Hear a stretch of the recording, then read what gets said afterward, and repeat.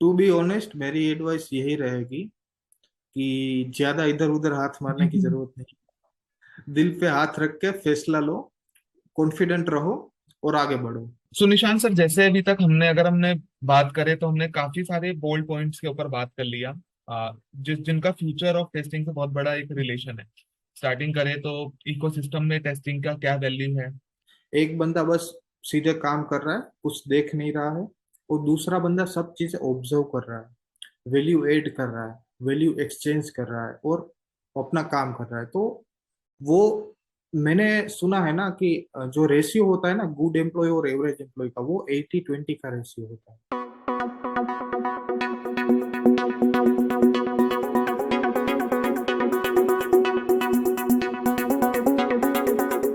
Hello Nishant sir, first of all a very very warm welcome to my channel that is for testing. How are you?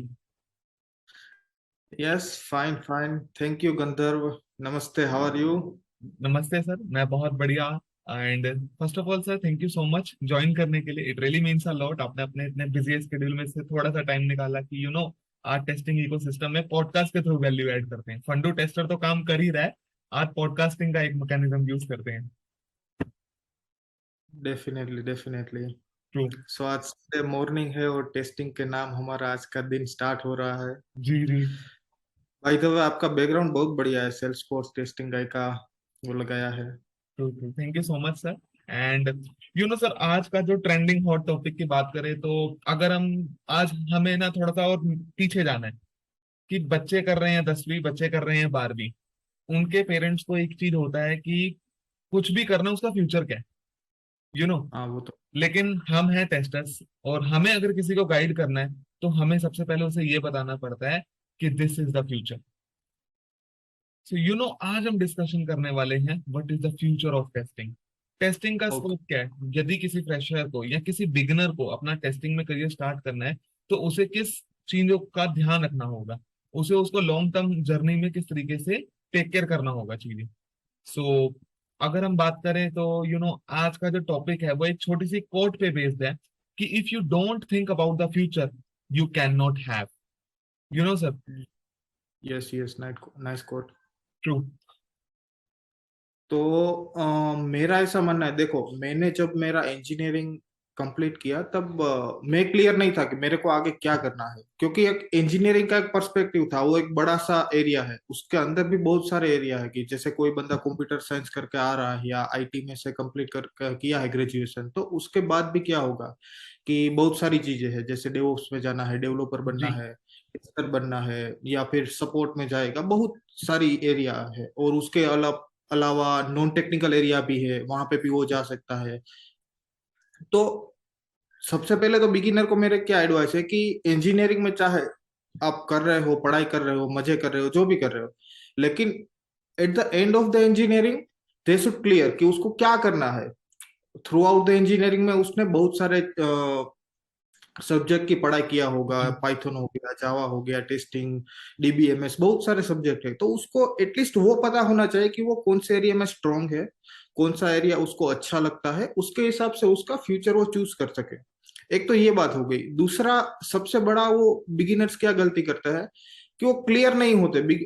Engineering खत्म किया, placement भी नहीं हुआ, वो ऐसे job search कर रहे हैं, लेकिन उसको पता ही नहीं है कि करना क्या है। तो एज सुन एज अगर उसने तय कर लिया है कि क्या करना है, that is good, well and good. Second, वो क्या कर सकता है कि अगर उसको नहीं पता, मान लो कोई इलेक्ट्रॉनिक्स से है या कोई डिफरेंट ब्रांच से, और जी। उसको आईटी में मूव होना चाहिए, तो उसको ये क्लियर होना चाहिए कि उसको जाना कहाँ पे है। तो पहले इधर उधर जाने से पहले एक माइंड, मतलब एक परसेप्शन बना ले कि मेरे को ये एरिया में जाना है, दो तीन एरिया एक्सप्लोर कर ले, क्योंकि ये पीछे जाने का कोई रास्ता नहीं है कि पहले मैंने एमबीए कर लिया, अब मैं गवर्नमेंट जॉब की प्रिपरेशन कर रहा हूँ, फिर मेरे को टेस्टिंग में आना है, तो ये थोड़ा कॉम्प्लिकेटेड हो जाएगा और टाइम वेस्ट होगा। तो उसके बीच में फर्स्ट जॉब के लिए उसको बहुत चैलेंजेस हो गए। ट्रू। तो फर्स्ट एडवाइस ये है कि वो क्लियर हो जाए, उसको करना क्या है, क्लियर हो जाए। उसके बाद एक कोई रोड में फॉलो करे, बेसिक से स्टार्ट करे पढ़ाई करने का, और धीरे धीरे वो आगे बढ़ सके। सर, आपने ना बहुत सारी चीजें एक ही पॉइंट में बता दिया जिसमें best advice, non technical to testing, सब कुछ हो गया। अभी जब हम इस पॉडकास्ट की स्टार्ट कर रहे हैं, तो सबसे पहली चीज जो मैं चाहता हूँ ना कि सर सबको पता चल जाए, एक तो फंडो टेस्टर्स का जन्म किस तरीके से हुआ, एंड सर आपकी जर्नी कैसे स्टार्ट हुई टेस्टिंग की फील्ड में, मैं सबसे पहले ये जानना चाहता हूँ। देखो, I am from non technical, मतलब नॉन कंप्यूटर साइंस बैकग्राउंड। मतलब मैंने इलेक्ट्रॉनिक्स में से अपना इंजीनियरिंग किया। उसके बाद मेरा लाइफ में ये परसेप्शन था कि मेरे को बिजनेस करना है, ओके। और मैंने स्टार्ट भी किया, लेकिन मेरे को मिला फेलियर। ओके। उसके बाद मैं आया बेंगलोर। मेरा ऑलमोस्ट 2 साल हो गया था ग्रेजुएशन के बाद।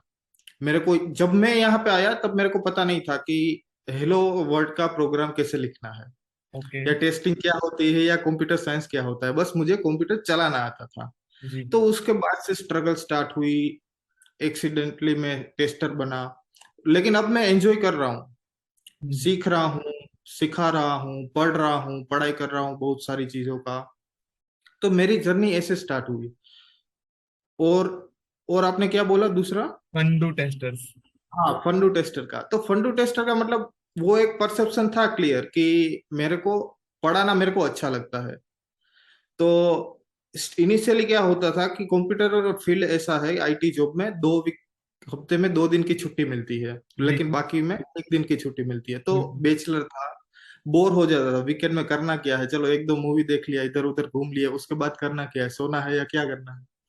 तो मेरे को ऐसा लगा कि नहीं, कुछ सीखते हैं, कुछ और करते हैं। तो यूट्यूब का आइडिया आया, टीचिंग का आइडिया आया। और मैंने देखा कि उसका बेनिफिट्स क्या है, कि अगर कोई बंदा पढ़ा रहा है कहीं पे भी, नॉट ओनली यूट्यूब, अपने रूममेट्स को भी पढ़ा रहा है, कलीग्स को पढ़ा रहा है, रिलेटिव्स को पढ़ा रहा है, तो बेसिकली वो क्या होगा कि पढ़ने के लिए उसको खुद पढ़ाई करनी पड़ेगी, उसको खुद क्लियर होना पड़ेगा। जी। कंटिन्यूस किसी को सिखा रहा है तो वो खुद सीख रहा है और अपना नॉलेज शेयर कर रहा है। तो मतलब एक्सपोनेंशियली वो अपना नॉलेज बढ़ता ही रहेगा, और एक एक चीज के पीछे उसका लगाव रहेगा कि नहीं, मेरे को ये करना है। तो जॉब के अलावा, जॉब में तो हम सीखते हैं, उसके अलावा भी हम कुछ सीख पाते हैं, और नॉलेज बढ़ता है। तो ये एक फंडामेंटल था कि चलो ये फंडू टेस्टर का स्टार्ट करें। उसके बाद मैंने मीम डालना स्टार्ट किया, तो लोगों को अच्छा यस। लगा, रिस्पॉन्स अच्छा आया। तो फिर मैंने वो भी कंटिन्यू किया। मैंने वो पॉडकास्ट स्टार्ट किया था टेस्टिंग गॉसिप करके, लेकिन उतना अच्छा रिस्पॉन्स नहीं आया, तो वो फिर मैंने थोड़ा स्लो डाउन कर दिया। तो बहुत सारे अप्स एंड डाउन आए, लेकिन अभी तक मैं भी ये बोल रहा हूँ कि अभी मैं धीरे धीरे चल रहा हूँ। तो क्योंकि मैंने इनिशियल स्टेज में स्टार्ट कर दिया था, तब मेरा एक्सपीरियंस ऑलमोस्ट 2 या 2.5 ईयर्स ही था जब मैंने फंडू टेस्टर को स्टार्ट किया। तो साथ में बहुत सारे चैलेंजेस भी थे, टाइम नहीं निकल पा रहा था बाद में, तो थोड़ा स्लो डाउन हो गया, लेकिन नहीं, अब अच्छे से चल रहा है सब। True true. आपने सक्सेस बताया कि वो चीज कैसे हुई, आपने फेलियर को बताने में भी कोई ना वो नहीं हिचकिचाए नहीं कि हुआ है फेलियर मेरे साथ, एंड दैट हाँ। Shows the spirit of a tester. Because you know, आपने मेम शेयरिंग की बात करी, आपके मेम शेयरिंग नॉलेजेबल बहुत तरीके के होते हैं। रिसेंटली मैं एक इंसिडेंट भी बताना चाहूंगा जिससे बिगनर्स को क्या हेल्प मिलेगा। आपने आज से 1 वीक पहले एक मेम शेयर किया था जिसमें लिखा हुआ था the job description versus the job, जिसमें आपने जेडी में लिखा था programming languages and an number of tools, but साथ में अपने जेडी में लिखा हुआ था एक्सेल शीट। अब वो एक मेम्स भी है, एंड बट वो एक हाँ, ट्रू स्टोरी भी है, क्योंकि एक्सेल को हम भूल जाते हैं, टूल्स में चले जाते हैं। आपने एक्सेल के इंपॉर्टेंस को भी बताया और टूल्स के इंपॉर्टेंस को भी बताया। सो इट दैट शोज कि नहीं, यू नो, नेम्स है बट वैल्यू ऐड हो गया उससे बिगनर्स की लाइफ में। You have to be very confident enough कि आपको टूल्स प्लस अपना बेसिक इन सबके स्टार्ट करना पड़ेगा। एंड आपने डेफिनेट। अपनी जर्नी में एक और चीज बताई कि आप नॉन कंप्यूटर बैकग्राउंड से थे, यू नो। हाँ। एंड आपका क्या बेस्ट एडवाइस या सजेशन रहेगा, आपको इतना अच्छा एक्सपीरियंस हो गया टेस्टिंग की फील्ड में, कि जो पर्सन नॉन टेक्निकल टू अगर टेस्टिंग की फील्ड में आना चाहता है तो उन्हें किस की चीजों का ध्यान रखना होता है। देखो, बेसिकली इनिशियली मेरे को बहुत सारे चैलेंजेस आए थे। मेरे को पता ही नहीं था कि टेस्टिंग है क्या। मैंने सीखना स्टार्ट किया, 3 महीना अच्छे से पढ़ाई किया, और हम्म। उसके बाद मेरे को जॉब मिल गया। ये एक प्लस पॉइंट है कि आफ्टर 3 मंथ्स मेरे को जॉब मिल गया। लेकिन उसके बाद भी मैं क्या करता था, मानो कि तब बिफोर कोविड टाइम था, लोग इंटरव्यू में जाते थे, वॉक इन होते थे। तो वो फ्रेशर भी कर सकते हैं। जब मैं इंटरव्यू देने जाता था तो मैं देखता था कि अगल बगल वाले कहाँ से आए हैं, कौन से बैकग्राउंड से बिलोंग करते हैं, उसको क्या क्या आता है, वो क्या सीख के आए हैं, जी। उसने कोचिंग किया है, कोचिंग के अलावा भी कुछ सीख रहे हैं, या जो चीज का कोचिंग किया है वो एक्स्ट्रा कुछ उसमें ऐड कर रहे हैं। तो वो सब मैंने धीरे धीरे ट्राई किया। और मान लो कोई भी बंदा जॉब सर्च कर रहा है तो सिर्फ टेस्टिंग या टेक्निकल नॉलेज वो ही मैटर नहीं करता, उसको बहुत सारी चीजें सीखनी होती है। रिज्यूम कैसे बनाते हैं, कैसे इंटरव्यू देते हैं, वहां पे कैसे इंटरव्यूअर के साथ बात होती है, एंड टू एंड प्रोसेस पूरा समझना है, पूरा थोड़ा सा एप्टीट्यूड भी समझना है, सब चीजें समझनी है। तो वो सब चीजें एज ए फ्रेशर को करना चाहिए। तो जी। धीरे धीरे वहां से मान लो आपको उसके बाद एक जॉब मिल गई, तो जॉब मिलने के बाद आपको क्या लगता है कि अब तो मेरे को जॉब मिल गई, अब पूरी लाइफ सेट है, लेकिन नहीं, ऐसा कुछ नहीं है। इनिशियली कोई भी फील्ड हो, चाहे टेस्टिंग फील्ड हो या डेवलपमेंट का फील्ड हो, सीखते रहना है क्या होता है कंपनी में, कैसे काम होता है, एंड टू एंड प्रोसेस क्या है, कहाँ से सीखने को मिलेगा। वो ओके। ज्यादा से ज्यादा जितना सीख सको, दूसरों को हेल्प कर सको, वैसे आपका ग्रोथ होगा। ऐसा कोई सेचुरेशन पॉइंट पे आपको अटकना नहीं है। ओके। एक ये चीज होती है कि टेस्टिंग को हमेशा सेकंड चॉइस या एक अंडरपेड प्रोफेशन कहा जाता है as compare to development, beginners के माइंड में। आप इस मिथ को किस तरीके से तोड़ना पसंद करेंगे अपने एक्सपीरियंस के साथ, क्योंकि ये है तो मिथ। ये ये कहा जाता था, लेकिन मुझे नहीं लगता कि अब इसको ऐसे लोग देखते हैं कि टेस्टिंग मतलब वो कुछ जरूरी नहीं है। ऐसा अब मुझे नहीं लगता, क्योंकि क्या होता है कि चाहे कोई भी बंदा कंपनी स्टार्ट कर रहा है, कुछ भी चीज स्टार्ट कर रहा है, तो पहली जॉब आएगी डेवलपर की। डेवलपर अपना काम करेगा, जैसे ही फर्स्ट मॉड्यूल रेडी होगा वो टेस्टर को पास ही जाएगा, तो दूसरा बंदा आएगा कंपनी में, टेस्टर। तो हम्म। एक पीयर्स हो गया, डेवलपर और एक टेस्टर, so एक साइकिल के दो पहिए हो गए, उसके जी। बिना प्रोडक्ट आगे नहीं जाएगा। तो टेस्टिंग भी जरूरी है, और बहुत जरूरी है, उसके बिना नहीं होता। और पहले मतलब आज के 15 साल या 20 साल के पहले की जब एप्लीकेशंस देखोगे तो वो बेसिक एप्लीकेशंस थी, लेकिन आज टेक्नोलॉजी बहुत एडवांस हो गई है। तो टेस्टिंग फील्ड भी इतना इवोल्व हो गया, पहले जितना सब चीजें इजी नहीं थी, लेकिन वो धीरे धीरे वो मेच्योर हो रही है। टेक्नोलॉजी ग्रो कर रही है, क्लाउड कंप्यूटिंग, एडब्ल्यूएस, आज से 5 साल पहले या 7-8 साल पहले किसी ने सोचा नहीं था कि एडब्ल्यूएस क्या होता है, बैकएंड में क्या टेस्टिंग होती है, टेस्टर का काम क्या है। लेकिन वो फील्ड एक्सपांड होते जा रहा है, तो टेस्टिंग की डेफिनेटली हर एक स्टेज में जरूरी है। चाहे डेवलपर कुछ भी काम कर रहा हो, रिएक्ट पे काम कर रहा हो, या फ्रंट एंड हो, बैक एंड हो, हम्म। विंडोज एप्लीकेशन बना रहा हो, मोबाइल एप्लीकेशन बना रहा हो, हर एक एरिया के लिए अलग अलग टेस्टर्स है। तो अगर हम बात करें अवेयरनेस को लेके, जागरूकता अभियान, अगर हम भारत देश में, हम सबसे बड़ी, ये तो हमारे लिए ब्लेसिंग्स है क्योंकि यहाँ अभियान बड़े चलते हैं टेस्टिंग हाँ को लेके। एजुकेशन सिस्टम में हम किस तरीके से वो एक पिक्चर को सेट कर सकते हैं, एक बेंचमार्क सेट कर सकते हैं कि ये चीज भी एक करियर है। क्योंकि अगर हम नॉन टेक्निकल बैकग्राउंड या टेक्निकल की बात करें, 11th 12th में जिन पर्सन के पास कंप्यूटर साइंस होता है, तो उनको C++ के बारे में ना शुरू से ही आइडिया हो जाता है, अगर हम बात हाँ। करें। लेकिन टेस्टिंग को लेके ऐसा कुछ नहीं है, क्योंकि टेस्टिंग के नाम पे जितना मैंने देखा है, हमेशा ना उसके आगे ब्रैकेट में एक वर्ड लिखा होता है जिसको मैं बिल्कुल पसंद नहीं करता, इलेक्टिव। जहां वर्ड इलेक्टिव लिखा होता है ना, वहां हम चूज ही हो जाते हैं कि नहीं भी करेंगे क्योंकि ये इलेक्टिव है। तो उस इलेक्टिव को हटा के हम कंपलसरी किस तरीके से आपके अकॉर्डिंग वो चीज पॉसिबल है? देखो, ये एजुकेशन सिस्टम जैसे बनाना वो एक मेच्योर्ड थॉट प्रोसेस है, मैं ये कहूँगा। सोच समझ के ही बनाया गया है। और इंडिया में अलग है, कनाडा में अलग है, यूएस में अलग है, यूके में अलग है। हम्म। लेकिन मैंने आज देखा है कि कई कई कॉलेज में डेडिकेटेड टेस्टिंग के कोर्स होते हैं, 1 साल के कोर्स है। मैंने कनाडा की, यूके की बहुत सारी यूनिवर्सिटीज में देखा है कि डेडिकेटेड 1 ईयर का और 2 ईयर का टेस्टिंग का कोर्स है, which is good. Hmm. India में मैंने पता नहीं मतलब होगा या नहीं होगा, लेकिन मेरा ये मानना है कि बैचलर जब कोई बंदा ग्रेजुएशन करता जी। है, तो उसमें ओवरऑल सब चीजें आ जानी चाहिए, कि जितने भी सब्जेक्ट है, जैसे आजकल का एजुकेशन सिस्टम है कि डीबीएमएस पढ़ा रहे हैं, पाइथन पढ़ा रहे हैं, जावास्क्रिप्ट पढ़ा रहे हैं, हम्म। ऑपरेटिंग सिस्टम पढ़ा रहे हैं, आईटी का रिलेटेड पढ़ा रहे हैं, ये प्रोटोकॉल सब पढ़ा रहे हैं, टेस्टिंग का भी सब्जेक्ट है।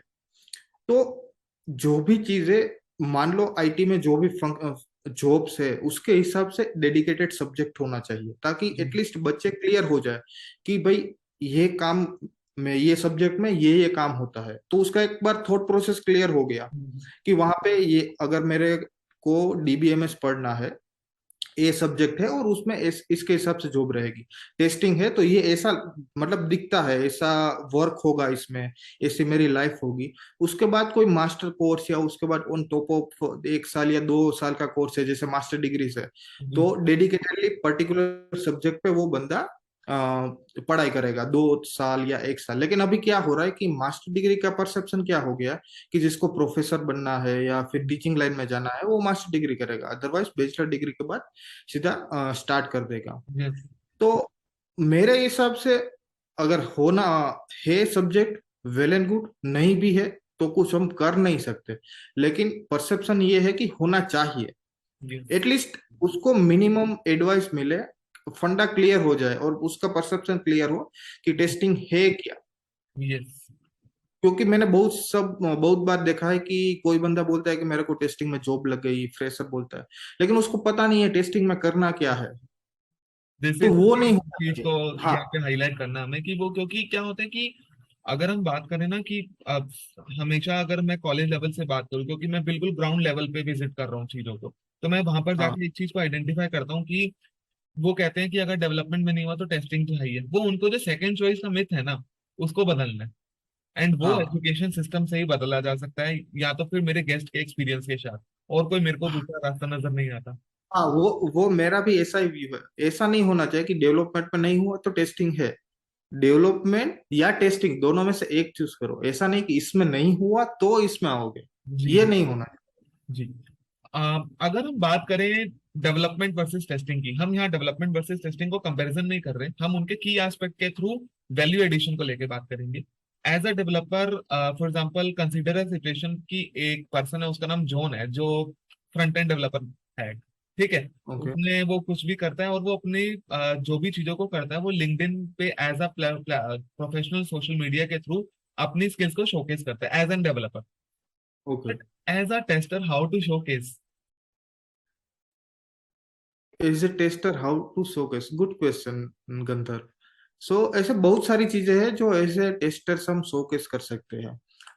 नावेडेज तो अभी ओपन सोर्स यस। भी बहुत सारे टेस्टिंग के लिए अवेलेबल है, जैसे टेस्ट सिग्मा प्रोवाइड कर रही है ओपन सोर्स प्लेटफॉर्म। वहां पे जाके कंट्रीब्यूट कर सकता है। उसके बाद वो अलग अलग टाइप का फ्रेमवर्क बना सकता है। एडवांस ऑटोमेशन पे कोई बंदा काम कर रहा है तो एडवांस रिपोर्टिंग बनाया, या कोई नया फ्रेमवर्क बनाया, या कोई जो बेसिक प्रॉब्लम है वो सोल्व करके अपना गिटअप का रेपो बनाया और अपना नॉलेज शेयर कर सकता है। बहुत सारी चीजें ऐसी होती है जो लोग कर रहे हैं लेकिन किसी को पता नहीं। ओके। तो वो परसेप्शन कैसे हटाया जा सके वो सब कर सकता है। टेस्टिंग की बात होए तो कोई भी टॉपिक का मटेरियल बना के शेयर कर सकता है, माइंड मैप्स बनाए, स्केच नोट्स बनाए, वो बना के शेयर कर सकता है, बेसिकली अपना एक पोर्टफोलियो बनाए। ओके। तो उसको अपना स्किल भी शोकेस करने में हेल्प होगा। और बहुत सारे एरिया, अलग अलग एरिया पे उसको जिस एरिया में कॉन्फिडेंस है उसके लिए कुछ ना कुछ मिल जाएगा और वो कर सकते हैं। बेसिकली क्या है, मैं क्या मानता हूँ, मैं टूल्स में बिलीव करता हूँ, लेकिन टूल्स का जो बेस है ना वो कोर कॉन्सेप्ट है। तो कोर कॉन्सेप्ट चाहे क्या हो गया, टेस्टिंग भी हो गया, प्रोग्रामिंग भी हो गया, ये दो कोर कॉन्सेप्ट में माने जाएंगे टेस्टर के लिए। ठीक है। तो बेसिकली वो सब चीजें नई नई सीखता रहे, टेस्टिंग में क्या कर सकते हैं, प्रोग्रामिंग में क्या कर सकते हैं, क्या नया कॉन्सेप्ट आया वो पढ़े, वो शेयर करे, उसका बेसिक सूडो कोड ये सब शेयर करे, गिटहब के पोर्टफोलियो में ऐड करे, तो वो हेल्पफुल रहेगी। बेसिकली वो एक टाइप का कंटिन्यूअस लर्निंग हो गया। ट्रू। अगर हम कंटिन्यूअस लर्निंग की बात करें, या कंटिन्यूअस लर्निंग का मतलब मेरे हिसाब से जो मुझे लगता है वो होता है इवोल्यूशन, क्योंकि लर्निंग के बाद ही इवोल्यूशन आता है। टेस्टिंग का evolution post Covid and pre Covid and during Covid बहुत चेंज हो चुका है। हायरिंग प्रोसेस को लेके हो गया, या अगर हम बात करें टेस्टिंग की मेथोडोलॉजीज में काफी ज्यादा चेंज आया है। तो आपके परसेप्शन के अकॉर्डिंग बिगनर्स के माइंडसेट में ये किस तरीके से बता सकते हैं कि testing will remain same irrespective of any domain? कि फॉर एग्जांपल अगर जैसे मैं बात करूं कि स्टूडेंट्स या बिगनर्स के मन में ना एक चीज रहती है शुरू से, मेरा ना बैंकिंग में इंटरेस्ट है, मुझे बैंकिंग डोमेन में ही टेस्टिंग करना है। But as a tester you have to be very flexible enough So how to choose a domain? मेरे हिसाब से डोमेन उतना मायने नहीं रखता है। पीरियड ऑफ द टाइम कोई भी डोमेन में एक्सपीरियंस हो जाएगा। कोई बंदा बैंकिंग में काम कर रहा है, ई कॉमर्स में काम कर रहा है, पीरियड ऑफ द टाइम उसको मेच्योर हो जाएगा। और डोमेन सीखना मुझे नहीं लगता कि बिग चैलेंज है। हम्म।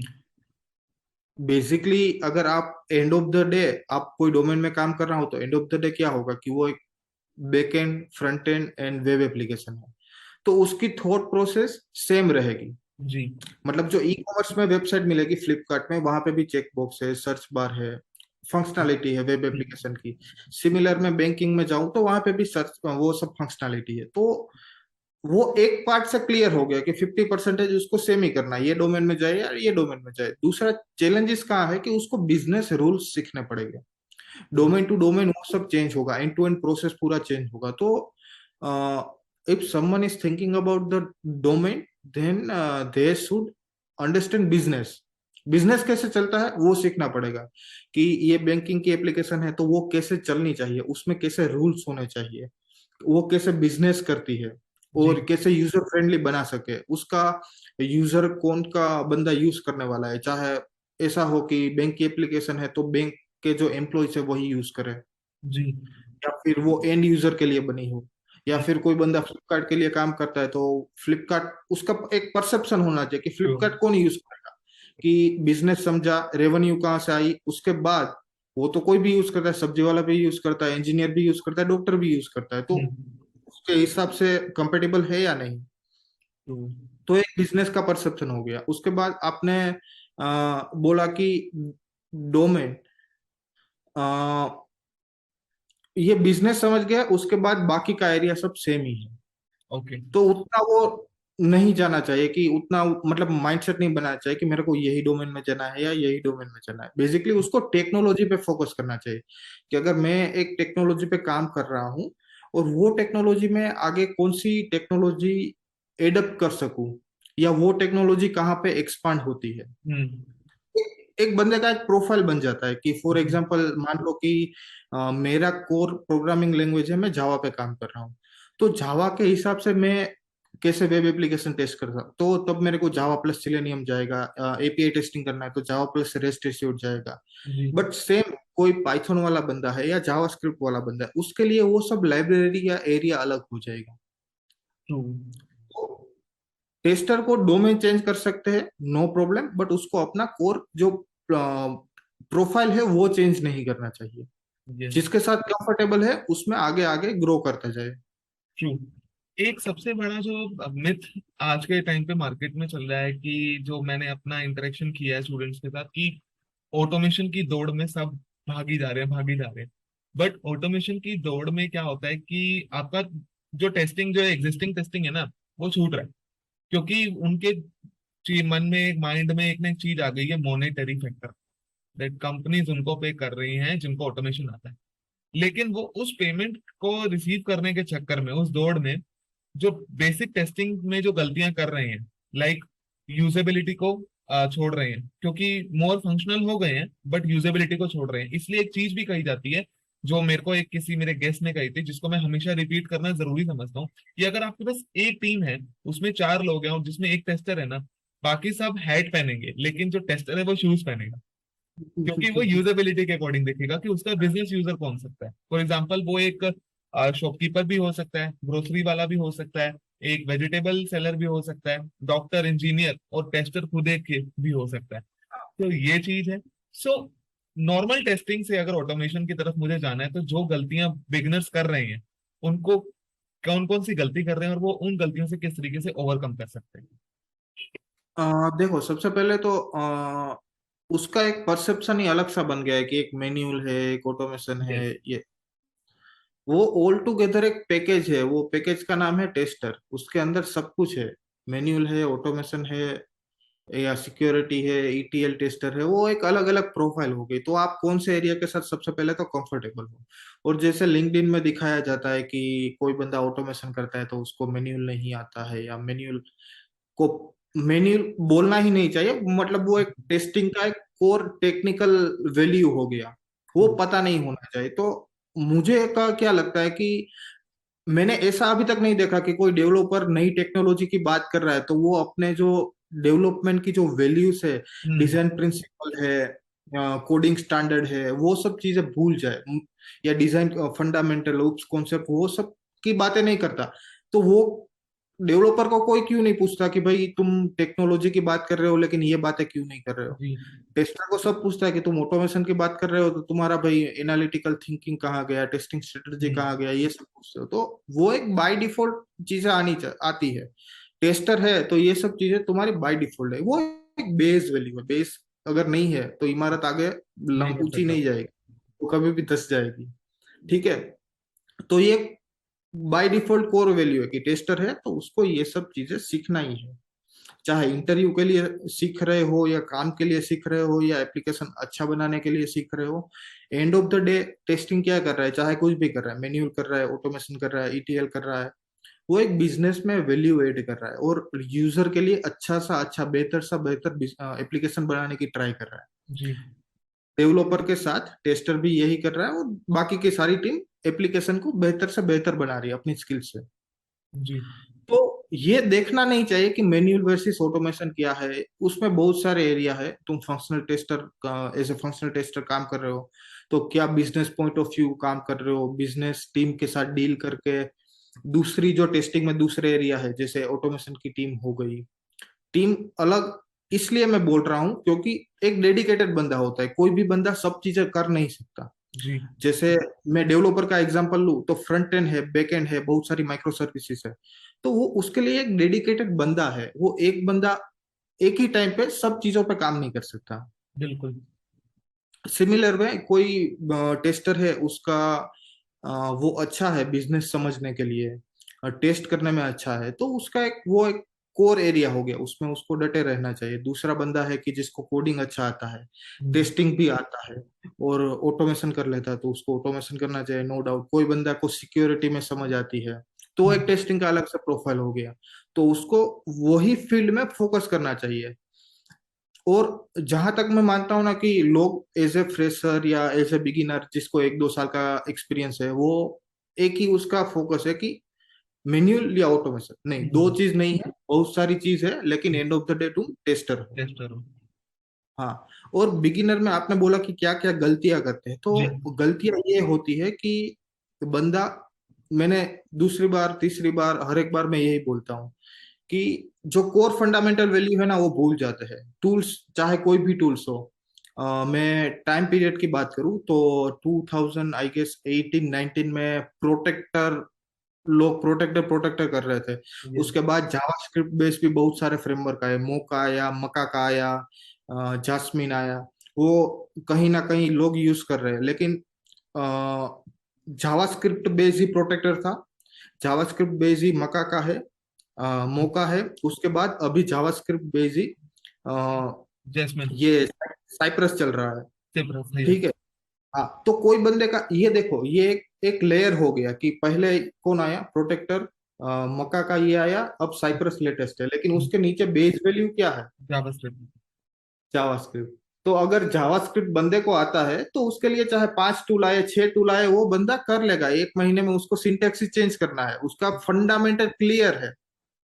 तो टेस्टर को ऐसे बेस बनाना है, फंडामेंटल बनाना है, वो चाहे कोई सी प्रोग्रामिंग लैंग्वेज में हो, जावा हो, कंटिन्यूअसली जावा सीखते रहे, टूल्स की फिक्र ना करे, नए प्रोजेक्ट में नए टूल्स पे काम करना है, प्रोग्रामिंग स्ट्रोंग है वो कर लेगा, डोमेन नॉलेज स्ट्रोंग है, टेस्टिंग का कोई सा भी डोमेन है वो बंदा काम कर लेगा। लेकिन उसका बेस स्ट्रोंग नहीं है तो आगे जाके दिक्कत होगी।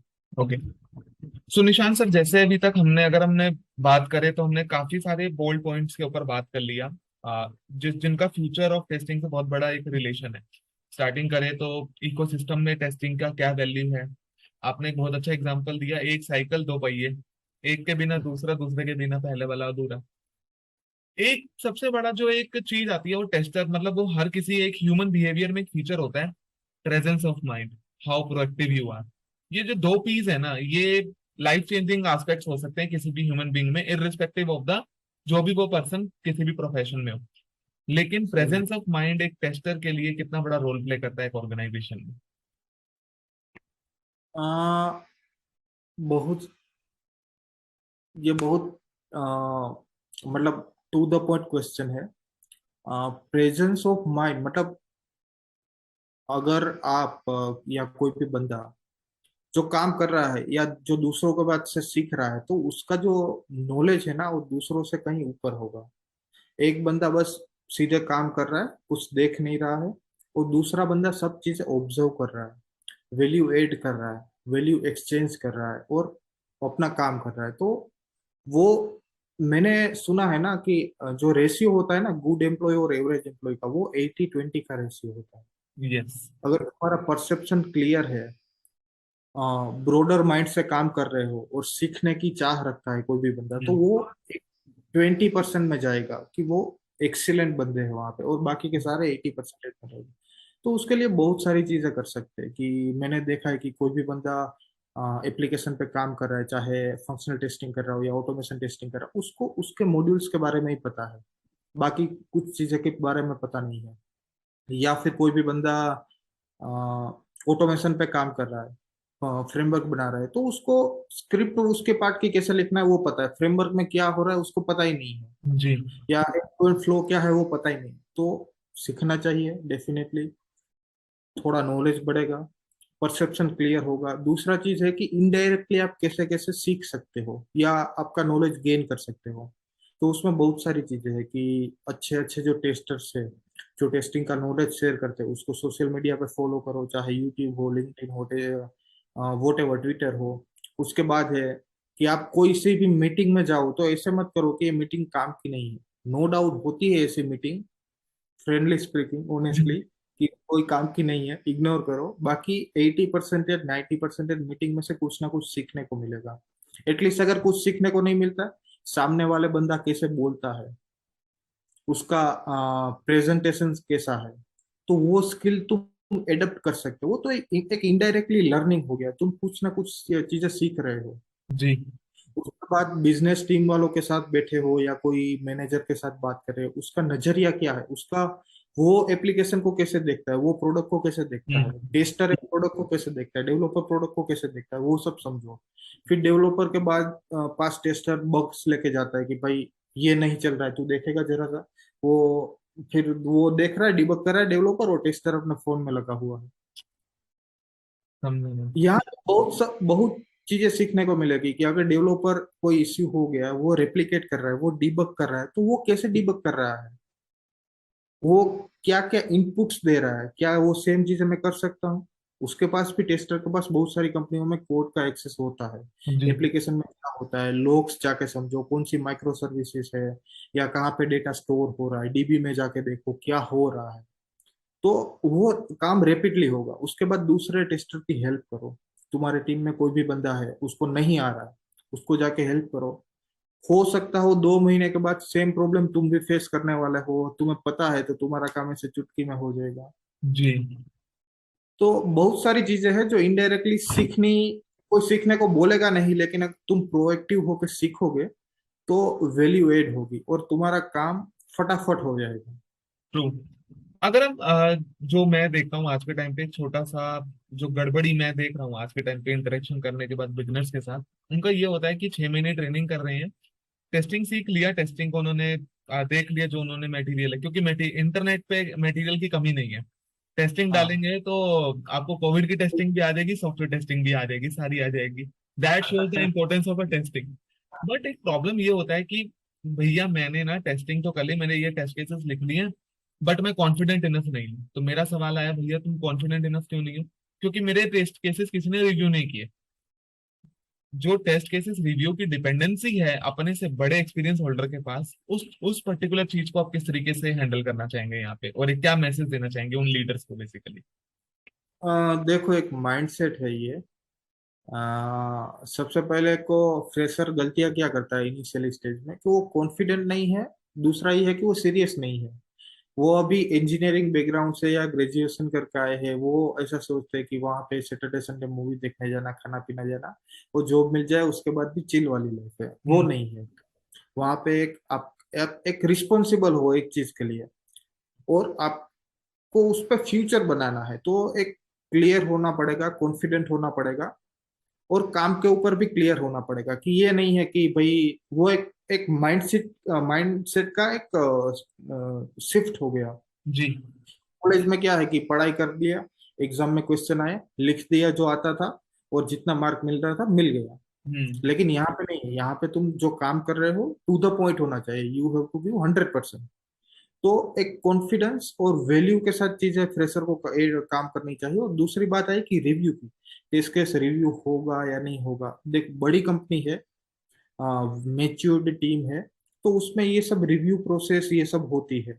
जी। लेकिन छोटी कंपनी में वो सब, मतलब छोटी कंपनी नहीं बोलूंगा, लेकिन बहुत सारी कंपनियों में रिव्यू की प्रोसेस नहीं होती, जो लिख दिया वो आगे जाएगा।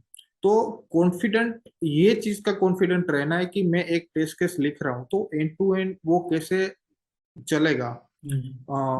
डेंजरस बात क्या होती है पता है, कि टेस्ट केस मैंने लिखा, वो पास किया ना, वो डेंजरस है, क्योंकि आगे जाके वो फेल नहीं फेल होना हो चाहिए। गया। जो फेल है वो फेल हुआ, वो तो फेल मैंने किया ही था। लेकिन जो पास हुआ, डबल चेक करो, फ्रंट एंड में जाके देखो, बैक एंड में देखो, डीप टेस्टिंग करो। इसीलिए सब बोलते हैं ना कि डीप टेस्टिंग करो, वैल्यूज को अच्छे से समझो। हम्म। तो वो सब समझोगे तो कॉन्फिडेंस अपने आप आएगा, बेस क्लियर होगा, कॉन्फिडेंस अपने आप आएगा। तो ये एक चीज हो गई। और एंड ऑफ द डे आप अभी फ्रेशर हो, बोल रहे हो रिव्यू नहीं करोगे, कल 2 साल का एक्सपीरियंस, परसों 10 साल का एक्सपीरियंस होगा, तुम टीम मैनेज करोगे, तो तुम्हारा वर्क रिव्यू कौन करेगा? तो तो मतलब वो एक चीज बोलना चाहता हूँ कि टेस्टर है हम, दूसरों का काम टेस्ट करते, तो पहले हमारा काम भी टेस्ट करना चाहिए। ट्रू, ये भी है। एंड इसी में से एक बहुत अच्छा क्वेश्चन निकलता है, मैं उस मिथ को भी यहाँ पे तोड़ना चाहूंगा आपके एक्सपीरियंस के साथ, आपके वैल्यू के साथ जो आप आंसर दोगे इसका, कि एक ना कोट आती है कि developer make the code, tester break the code. अब इसका ना माइंडसेट बहुत अलग हो गया कि ब्रेक मतलब मुझे ना कोड फाड़ना है, प्रोडक्शन में नहीं फटना चाहिए, फाड़ना है। वो एक जो माइंडसेट हो गया ना, वो नेगेटिव हो रहा है, क्योंकि at the end we have to deliver the quality product. वो यस, माइंडसेट जीरो हो जाता है। सो इस पे आपका क्या परसेप्शन है? ये देखो, ये कोड ब्रेक करना ये ठीक है, चलो ब्रेक, लेकिन ये एक्चुअली में ब्रेक करना है नहीं। कोड, जो कोड में लूप होल्स है वो हम फाइंड कर रहे हैं कि कोई एक रास्ता है। एक सीधा सा एग्जांपल देता हूँ कि मेरे को ए पॉइंट से बी, एक शहर से दूसरे शहर में जाना है, और बीच में हम्म। टोल टैक्स आया। हम्म। तो टोल टैक्स को मेरे को बाईपास करना है, तो मैं बगल में से कहीं से भी या छोटे से गांव में से जाके चला जाऊंगा। तो जी। वो हो गया लूप होल। मैं कोई उसको टोल टैक्स को तोड़ के नहीं जा रहा हूँ, वो अपनी हम्म। जगह पे ही। तो सिमिलर वे में एप्लीकेशन में भी बहुत सारे लूप होल्स हो गए, लूप होल्स होते हैं। जी। ये स्ट्रेट फॉरवर्ड रास्ता है, लेकिन दूसरा रास्ता या तीसरा रास्ता या चौथे रास्ते से इनडायरेक्टली वो चीज ना हो, वो हमें खोजना है। हम किसी चीज को तोड़ते या ब्रेक नहीं करते हैं। ट्रू। एक ये चीज को आता है कि अगर किसी भी टीम में टेस्टर होगा तो एक ये चीज आती है कि tester is the one who is responsible for building the trust in the software. That shows the importance of a tester, क्योंकि ट्रस्ट जो होता है ना, उसी की वैल्यू होती है। बाकी टाइम मनी सब कुछ मेरे हिसाब से बाद में आता है, और ट्रस्ट को बिल्ड करने के लिए टेस्टर चाहिए आप। जब आप अपनी कोई भी टीम जब आप अपनी कोई भी टीम बनाते हैं, लाइक फॉर एग्जांपल, तो आप जब किसी कैंडिडेट का इंटरव्यू लेते हैं, बेसिकली यहाँ बिगनर्स या लेटरल एंटर जिनका एक्सपीरियंस 0 से 3 इयर्स है, आपका कुछ ना हम्म। कुछ चेकलिस्ट होता है कि जब आप किसी का इंटरव्यू लेते हैं कि भैया मेरा ये चीजें अगर ट्रू हो जाएंगी तो ये काउंट में इन है, ये पर्सन, ये वाला इस पर्सन। देखो, ये बहुत सही क्वेश्चन है। और आपने स्पेसिफाई किया particular time period 0 to 3 years, yes. ये भी बहुत मैटर करता है। मैं एज ए चेकलिस्ट में क्या देखूंगा वो बंदे का, अगर मेरे को हायर करा, मतलब वो मेरे साथ काम करने वाला है और मैं उसका इंटरव्यू ले रहा हूँ। हम्म। बेसिकली उसको टेस्टिंग आनी चाहिए, और वो बंदा नया कुछ सीखने की चाह रखने वाला हूँ। मैं इंटरव्यू में ऐसे क्वेश्चन पूछता हूँ कि वो हर एक क्वेश्चन से उसको जज कर पाऊँ। हम्म। फ्रेशर का आजकल माइंडसेट है कि मुझे कोई साइट बताओ या यूट्यूब बताओ, या ये कंपनी में हम्म। मेरे को इंटरव्यू में जाना है तो उसके लिए मुझे क्वेश्चन दो। मैं बहुत बार बोलता हूँ कि मैं तुम्हें क्वेश्चन दे दूंगा, तुम वो क्वेश्चन पढ़ लोगे, फिर तुम इंटरव्यू देने जाओगे। अब इंटरव्यू तो वो साइट पे जाके क्वेश्चन खोज के तुम्हें पूछने वाला नहीं है, ट्रू। वो अपने जो भी चीज पे काम करने वाला है वो रियल टाइम सिनारियो पे वो क्वेश्चन पूछेगा। तो हम्म। उसको फंडामेंटल क्लियर करो, वो क्वेश्चन का तुम आंसर दो, और पॉजिटिव एटीट्यूड रखो। हम्म। एक तो ये चीज हो गई। दूसरा चीज वो ये हो गया कि इंटरव्यूअर तुम्हें रियल टाइम की सिचुएशन में डालेगा, तो तुम अपने आप को फेस करो कि मेरे कोई रियल टाइम में एप्लीकेशन में काम कर रहा हूँ, तो कौन से सिचुएशन में फंस सकता हूँ और उसका सॉल्यूशन क्या है। हम्म। सबको टेस्टिंग के प्रोजेक्ट चाहिए, रेडीमेड कोई प्रोजेक्ट समझाओ ये वो, ऐसा नहीं है। तुम फ्लिपकार्ट पे जाओ, टेस्ट करो, क्या तुम्हें लगता है, टेस्ट केस लिखो, अमेजोन पे जाओ, नेटफ्लिक्स पे जाओ, कोई भी साइट पे जाओ, टेस्ट करना स्टार्ट कर दो, टेस्ट केसेस लिखो, डॉक्यूमेंट प्रिपेयर करो। वो सब खुद कर सकते हो। दूसरा क्या है कि लोग ये ऐसा बोलते हैं कि फ्रेशर के माइंड में ऐसा परसेप्शन होता है कि उसको डेफिनेशन देनी है। ऐसा कोई होगा, कोई इंटरव्यूअर एक्सपेक्ट कर रहा होगा कि बंदा डेफिनेशन या बुक किस में जो थियरी है वो रट हम्म। के जाए और वहां पे बोले, ऐसा नहीं। ऐसा कोई होगा, लेकिन मेरे नजरिए से क्या है कि प्रॉब्लम दे रहा हूँ, वो उसका सॉल्यूशन बताए, चाहे एटलीस्ट 50% और पॉजिटिव एटीट्यूड हो। और दूसरा क्या है कि जो 2 से 3 साल वाला या 1 से 3 साल वाला, वो बंदे को काम करना है, लेकिन उसको किसी के गाइडेंस में आके काम करना है। जी। तो वो एक इनफ होना, एक लेवल का वो मेच्योरिटी होना चाहिए कि उसमें कि वो बंदा काम असाइन कर रहा है, वो काम को समझे और वो काम को कर पाए। वो जो ऊपर का जो लेयर होता है, 4 to 6 ईयर या 4 to 7 ईयर वाला बंदा, वो ऑलरेडी ऑलवेज उसके लिए रेडी होता है हेल्प करने के लिए। जी। Basically क्या होता है कि जो सीनियर बंदा होता है वो फ्रेमवर्क बनाता है, उसके बाद जो स्क्रिप्ट लिखनी है, एक्सपार्ट लिखना है, ये वो 2 3 साल वाले या 0 to 3 साल वाले बंदे वो लिखते हैं। तो हम्म। उसको वो नॉलेज होना चाहिए, वो लेवल का एक नॉलेज होना चाहिए उसको। जी। कोई कभी कभी पूछते हैं कि मेरे को कौन सा फ्रेमवर्क सीखना चाहिए। वो जरूरी नहीं है कि तुम फ्रेमवर्क पूरा सीख लो, डिजाइन पैटर्न सीख लो। तुम्हारा फंड थोड़ा बहुत तुम्हें आता है automation, you are eligible. Interview में अप्लाई करना स्टार्ट करो ओके। और क्रैक करो इंटरव्यू। ट्रू। अब ये जो क्वेश्चन है वो हमारे पॉडकास्ट का आज का आखिरी क्वेश्चन है। हमने बहुत सारे बॉल्ड पॉइंट्स को डिस्कस किया, आपकी चेकलिस्ट को किया, और हमने फंडू टेस्टर्स के बारे में जो उनके मेंस के थ्रू मैसेजेस जाते हैं उन पे बात किया, स्कोप की बात करा, अवेयरनेस की बात करा, एजुकेशन सिस्टम एंड टेस्टिंग को लेके बात किया कि इंडिया और बाहर में किस तरीके से डिफरेंशिएट थोड़ा सा हो रहा है, testing as an elective subject को लेके डिस्कस किया।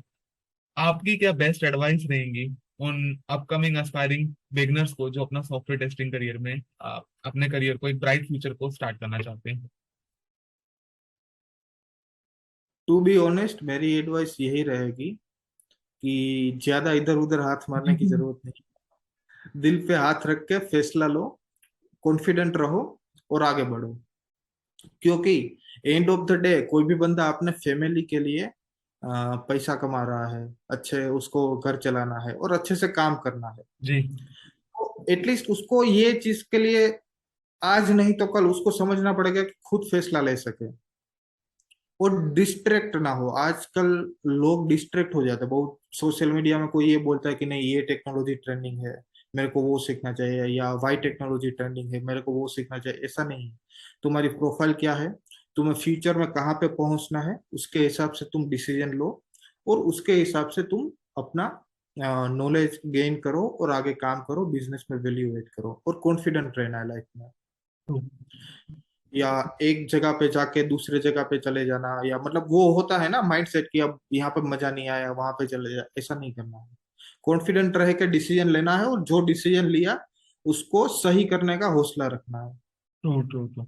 And I must say thank you so much, Nishant sir, for joining and sharing your valuable key point. It literally means a lot for me कि आपने अपना time निकाला और हमने आज बहुत एक ऐसे टॉपिक पे बात करी जो मतलब बात सब कर रहे हैं उस पे, बट एक होता है ना कि माइंडसेट, उसके ऊपर बात करने के पीछे जो जस्टिफिकेशन या रीजन क्या है, आज हमने उसको पूरा क्लैरिटी के साथ किया।